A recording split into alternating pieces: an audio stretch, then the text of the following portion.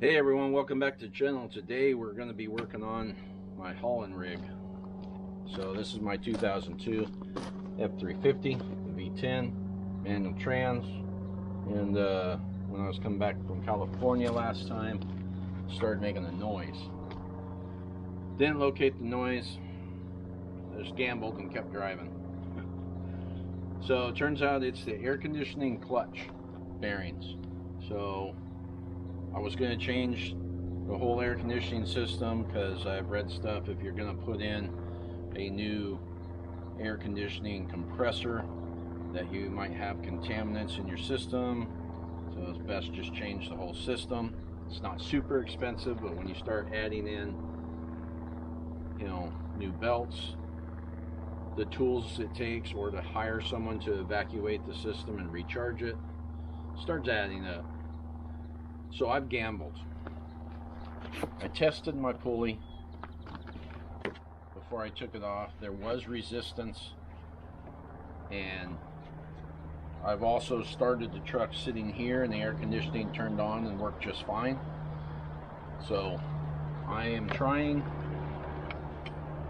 my luck at putting on a new air conditioning compressor clutch assembly. So before I made this decision, I wanted to see how hard it was to take the old one off. It wasn't too bad. I was able to get it off of there.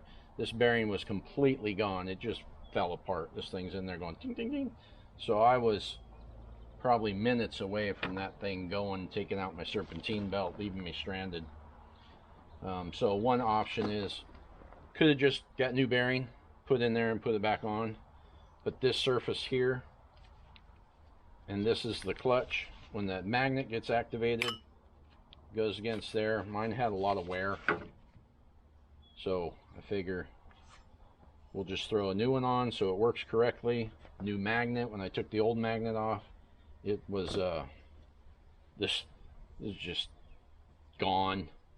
It was still working, but just nasty. So that's what I'm going to try to do today. Keep my fingers crossed I made the right decision. If I don't have air conditioning and it works correctly after this, at least I'll have a belt that I can drive on, not worry about it breaking. As long as you don't turn on the air conditioning, it's just going to be freewheeling. So this just presses on over the air compressor pump. So I've seen people that take this and put it up there and they tap it on with tools and just kind of drive it on. So I don't have a lot of room down there because it's down at the bottom on this vehicle. And I thought if I had to, there's a bolt right in the middle. This little tiny bolt is what holds this on. That's the only thing holding that clutch on.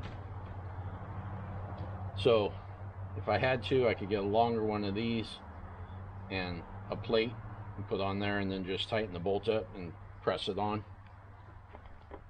So that goes on first. That just slides over the area on the compressor, and then this slides on. And one of the videos I watched that showed you how to take it apart, it's like, oh, that don't look bad. So when I was taking this all apart, I'm like, this thing won't come off. Well, you can't see in there very well. And I finally saw there's a clip that's holding this on. The video that I watched showed every detail, never even mentioned that there was a clip on his. So maybe his was missing. So anyway, you slide this on, then you got a clip that goes on, then this slides over that, you put that little bolt in, throw your belts on, you're done. So that's what I'm going to try today, and keep my fingers crossed that this fixes my problem, and then my tow rig will be back in service so that I can go on adventures. Alright, I'm going to go ahead and get started. Right down there you can just see that silver shaft sticking out. That's the air conditioner compressor. I'll pull this up and show you. See, I'm reaching down in that hole. You can't see it at all. And then I can also reach over this area right here. See if I can lighten it up. It's down below everything down there. And then you can also try to go in from underneath. Up like this is the way you can see it the most. Right there. Okay, so that's the compressor. So you can see the shining spot on the outside perimeter. That's what the magnet goes on. So just gotta reach up in there and try to get that all pushed on, see what happens, and then put it all back together, and hopefully it works. All right, I'll let you know how it works out. Okay, here's something I'll show you real quick. I'll put on safety glasses so mud didn't fall on my, or not mud, but debris. Anyway, hopefully it shows up in the video. So this is the old clutch. I just went and cleaned it up some because you couldn't even touch it without your hands just being black. So kind of that brown, black, dusty crud. Anyway, it's got, I don't know if you can tell this way, it's got ribs worn in going across there. So that would be these ribs in between. This is what it's supposed to look like. See, this was worn down. It was getting into the rivets. There's a little bit of wear where it was rubbing on the rivets. So this was going to become an issue at some point, I would imagine. And when you go through the rivets, then the thing's going to come apart. So this should work a lot better. But what I did, the reason that I went and grabbed this and cleaned it up wasn't just to show you that. That was a benefit or a bonus. But I think I'm going to use this for a plate. I got it down there. I plugged in the wire so that it's clocked the right way because there's not very much length to the wire. So I'm going to go down there and see if the bolt will reach and use this for a plate to push it on. And if not, I'll go get a longer bolt and try to use this to push it on, and I'll let you know how that works out. Here's what I'm going to try to do. So when you put this in there, you slide that in. It's got splines to drive the pump. It's not deep enough. It bottoms out in the splines before it actually pushes that magnet in, because normally it has the clutch in between. So I'm going to grab this piece of wood. I'm going to drill a hole in it, in the right there, and then I'm going to cut it out to this size, put that in there as a spacer, see how that works out. So that lines up, so I'll do it right there. Always clamp your wood down, whatever you're drilling. No, I have not clamped it. Don't do as I do.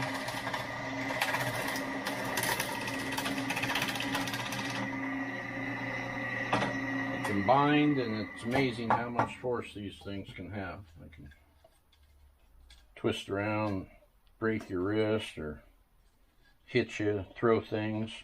I got the Jeep behind me. I definitely wouldn't want to hit that. So let's see. Is that big enough? Yep. All right. So now I'll just draw around that, and I'll go over to my saw. I'll just cut out, probably just cut out a square, and try that as a spacer and see how that works out. Okay, so I got the board cut. I drew a circle around it and just chopped it off in my saw that's set up on the other side. So now probably the problem will be that I don't have enough bolt. But I'll go ahead and give it a shot, let you know. Here's the error in my ways. That isn't going to work because the shaft sticks out for this to go on. So the hole in the middle of this has to be at least as big as this so that it can slide in. So I need to open this hole up, make a different spacer board. So I'll go make one of those, see what happens. Okay, so my idea of using the bolt to suck it in, like this here, did not pan out very well. I've actually bent that. So this isn't strong enough to transfer the force out here like you really need. So what I did is I had to use some longer bolts and then stack washers as I got it in. I got it a little over halfway in, and then I was able to get this bolt in. This is the stock one. So this one here is just a little bit longer because I have a 3/4 inch spacer in between there. You can see how it made an indent in the wood. So I tried everything to try to get that to go in, and there just is not enough clearance up in that area, which you can't see very well, but that would be partly because there isn't very much room. And then the height of the truck was annoying, so I wound up jacking it up, getting blocks under there. I have one block over here, and I've got those blocks there. And this truck has a 6-inch lift and 35s, but it was just at that height in between that was hard to do. You lay down, you can't reach it. You're just reaching up the whole time. So I raised it up enough that I can actually sit up right here, which made a big difference. So what I wound up having to do is I went looking for something that's 4 foot long, but I didn't have anything here, and I didn't want to run to work to get something. I did have this thing that I dug out of the scrap bin at work one time.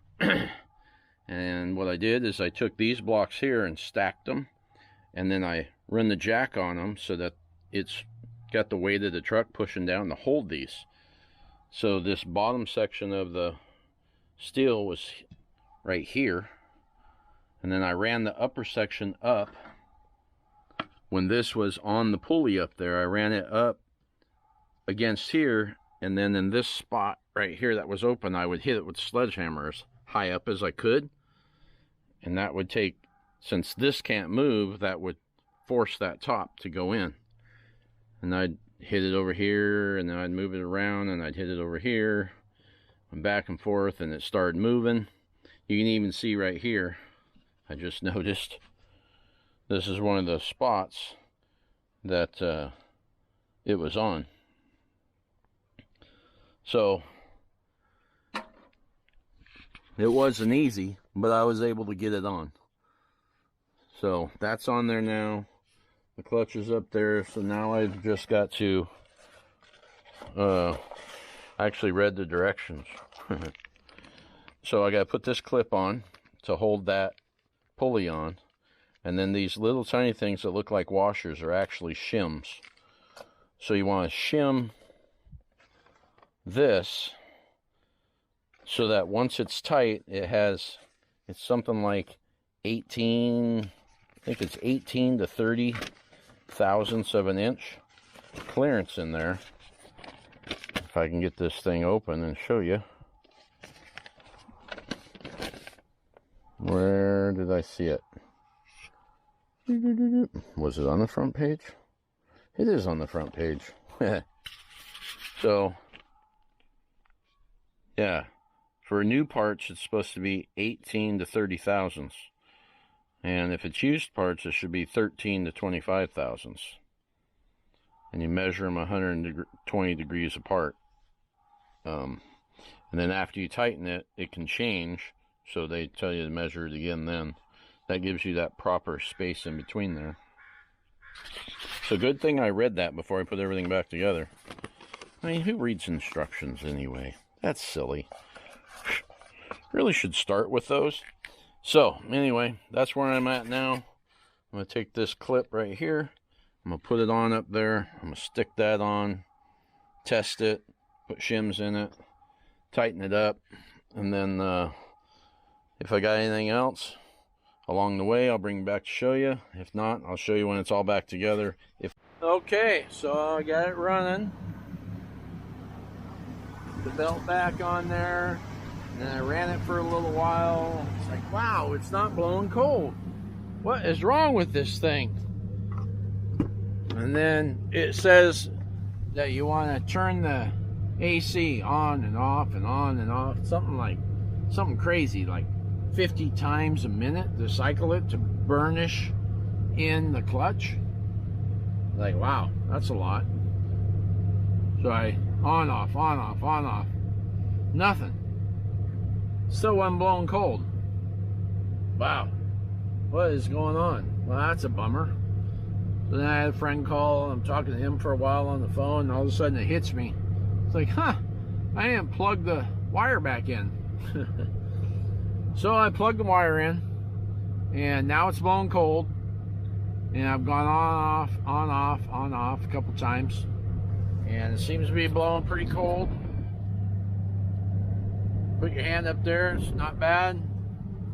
It's not making those horrific noises that it was making before when that bearing was going out. I did have a little bit of noise when I started it, so there might be something else that's getting worn out. I do have a little over 200,000 miles, but and now I hear it clicking on, clicking off, clicking on, clicking off, just cycling.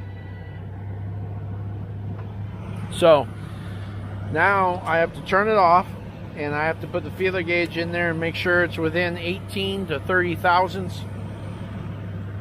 And as long as it is, then it's good. I'm going to call that a job done. We'll go ahead and get that taken care of, and then move on to the next item we got to get going. Okay, thanks for watching. We will catch you on the next one. Don't forget to like, subscribe, and share.